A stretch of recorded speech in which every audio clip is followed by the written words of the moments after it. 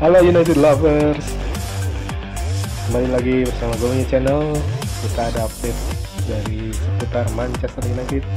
Hari ini ada kabar dari pemain pinjaman United yang bermain di AC Milan, Diogo Dalot, yang bersinar dalam pertandingan Europa League Kamis malam tadi. Kita juga akan mengulas bagaimana tema yang harus digunakan dengan pertanyaan besar, apakah Bruno Fernandes, Donny van de Beek, dan Paul Pogba bisa bermain bersama. Mari kita ikuti bersama.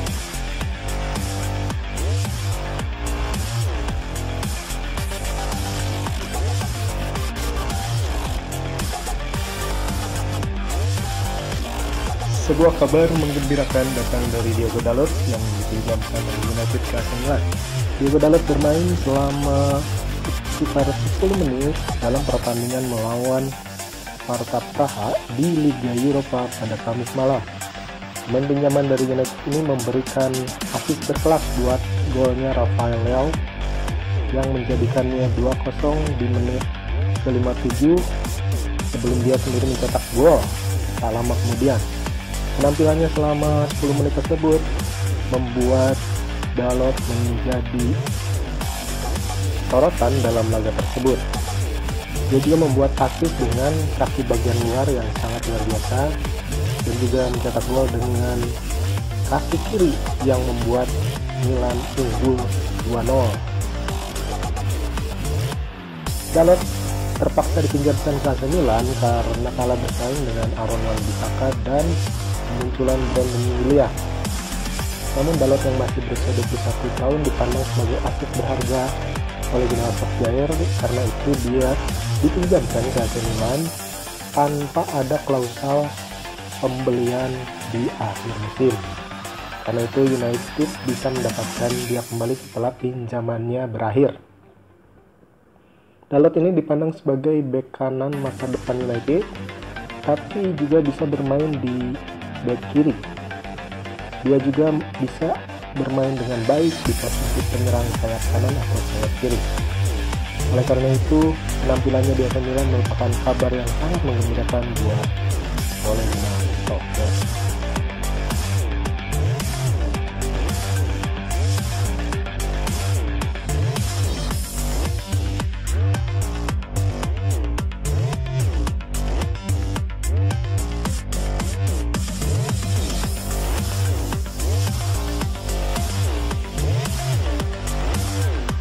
Sejumlah fans Manchester United mengimbau The Red Devils untuk habis-habiskan mendatangkan gelandang Ajax Ryan Gravenberch di tengah kabar adanya ketertarikan sejumlah klub Eropa pada remaja tersebut.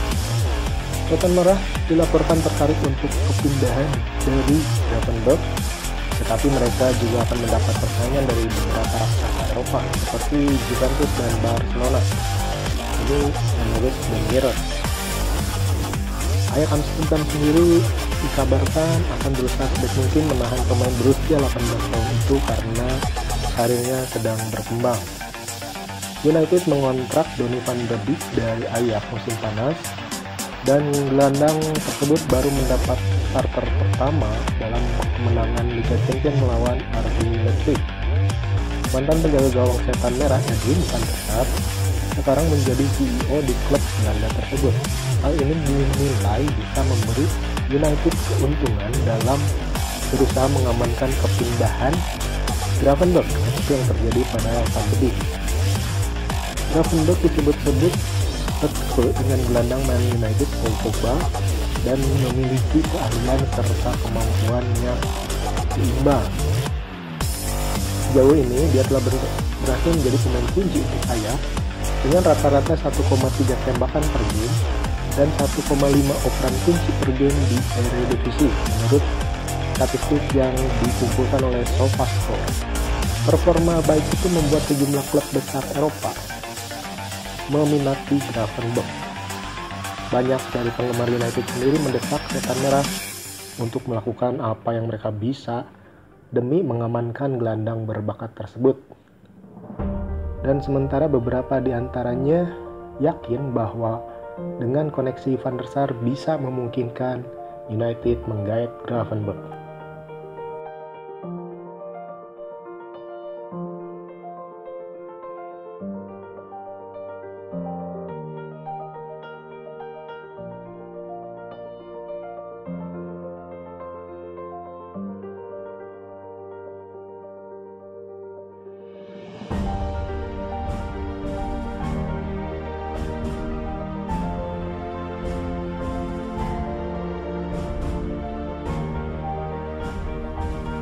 Isu yang paling menarik dari Man United saat ini adalah kenapa Donny van de Beek tidak memulai pertandingan di Liga Inggris?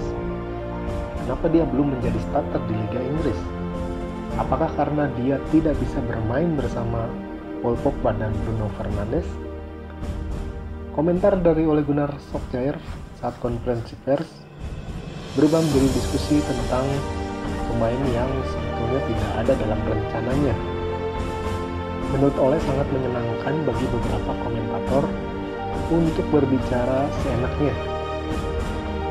Komentator yang dimaksud adalah Marco van Basten, pemain hebat Belanda yang paling berwibawa dan sering bertanya kenapa Donny van de Beek tidak dimainkan di Manchester United. Sejak didatangkan dari Ajax dengan harga awal 34,7 juta pound sterling di bulan September, Van de Beek telah bermain 61 menit di Liga Inggris, semuanya sebagai pemain pengganti. Bahkan saat Paul Pogba terbatas untuk memberikan dampak pada klub sejak dia terkena masalah COVID-19, Van de Beek tetap saja harus menunggu giliran setelah Bruno Fernandes, Mata, Scott McTominay atau Fred di urutan teratas tampil sebagai pemain lapangan tengah. Padahal Van de Beek ini sudah membuat 1 gol dan itu dibuat dalam debutnya di Old Trafford saat kalah dari Crystal Palace. Solskjaer sendiri menegaskan pemain internasional Belanda akan mendapatkan kesempatannya karena banyak sekali pertandingan di semua kompetisi, sehingga pasti United akan membutuhkan tenaga semua pemainnya. Nah, tapi pertanyaan fans paling besar saat ini adalah, bisakah Van de Beek, Pogba, dan Fernandes bermain bersama dalam satu waktu? Kita akan ulas. Bagian dari masalah Solskjaer di sini sangat jelas, yaitu Van de Beek, Fernandes, dan Pogba adalah gelandang dengan kualitas teknis yang sama dan sifat bermain yang sama. Mereka semua merupakan pemain yang bertipe menyerang dengan kemampuan di posisi nomor 10. Masalah ini diperburuk oleh formasi yang digemari oleh Solskjaer. Sang pelatih cenderung memilih 3-4-1-2 seperti saat ia menang 2-1 di markas Paris Saint-Germain. Ketika United menghadapi lawan yang lebih kuat atau setara, biasanya mereka berharap memiliki possession yang lebih baik. Formasi ini memungkinkan Fernandes bermain sebagai pemain nomor 10 dan mempercepat transisi ke counter attack. Tapi itu juga tergantung kepada gelandang yang merebut bola di lapangan tengah di belakang Fernandes. Dua gelandang tengah yang merebut bola itu biasanya Fred dan McTominay. Dan komposisi trio ini bekerja dengan baik. Mereka memenangkan 6 tendangan bebas dan mendapatkan kembali possession 14 kali saat bola berada di tangan lawan. Van de Beek masuk 88 menit setelah Fernandes bermain. Nah, ketika Solskjaer beralih dari 4-3-3 atau ke 4-2-3-1, sepertinya itu merupakan formasi andalannya di Liga Inggris. Stabilitas lini tengah itu mengandalkan setidaknya satu dari Fred, McTominay atau Nemanja Matic sebagai jangkar. Sementara Pogba dan Fernandes diberi lebih banyak kebebasan untuk berkeliaran. Nah, seandainya Van de Beek masuk ke dalam susunan pemain ini, United akan mengorbankan satu pemain yang di defensif yang dapat menempatkan 4 back itu pada resiko kebobolan para penyerang lawan yang berlatih cepat, seperti kegagalan dalam kekalahan dari Crystal Palace dan Tottenham. Tapi bagaimanapun selalu ada jalan keluar, selalu ada hal-hal yang baru yang dapat dikemukakan. Kekuatan menyerang Van de Beek jelas sekali, meski walau di Liga Belanda ia mempunyai jumlah tembakan yang sama 4 buah seperti yang dilakukan Fernandes di IPL dengan rata-rata 2,1 dari satu pertandingan. Sementara Fernandes itu 3,3 per satu pertandingan dan Pogba 1,6 per satu pertandingan. Dari 23 penampilan di Liga Belanda, Van de Beek mencetak 8 gol, sama dengan Fernandes, dan 5 assist dari 41 peluang. Ini sangat mengesankan. Dalam hal open play, Van de Beek mengungguli Fernandes 1,7 dengan rata-rata peluang tercipta per 90 menit 1,9. Rata-rata operannya di paruh lapangan lawan adalah 29,9. Jauh di bawah Pogba 47,2 dan Fernandes 45,6. Namun Van de Beek memiliki lebih dari 2 kali lipat jumlah sentuhan di kotak lawan per 90 menit, yaitu 7,8 dibanding Fernandes atau Pogba.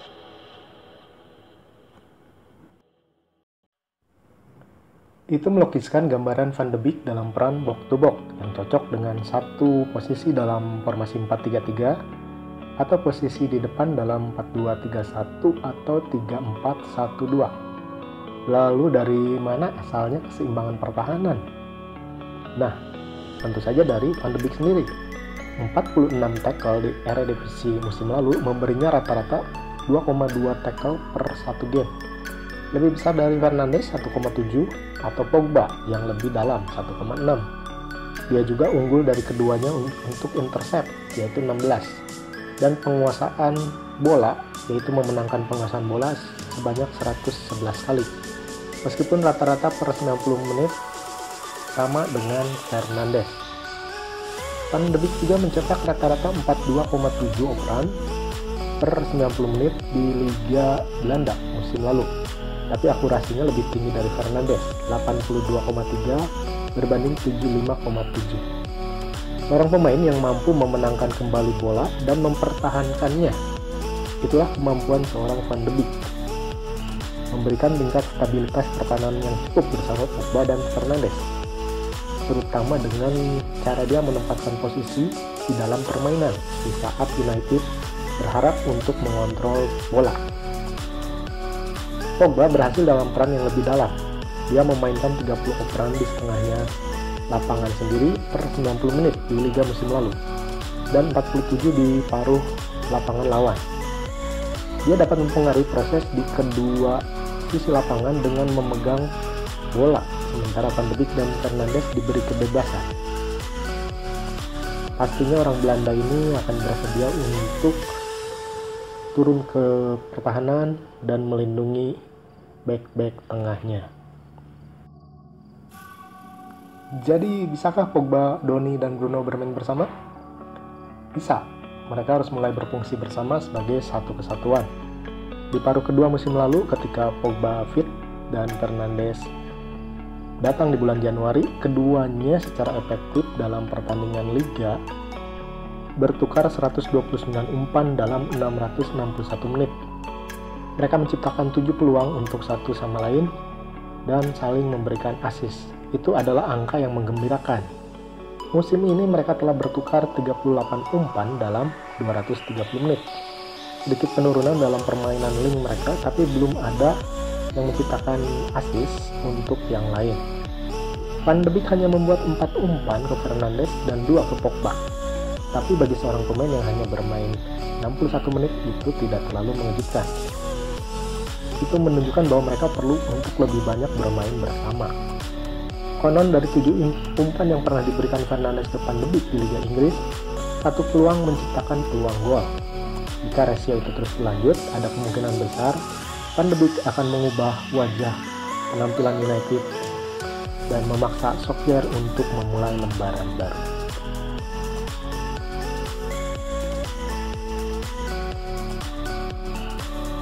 Oke, United Lover, demikianlah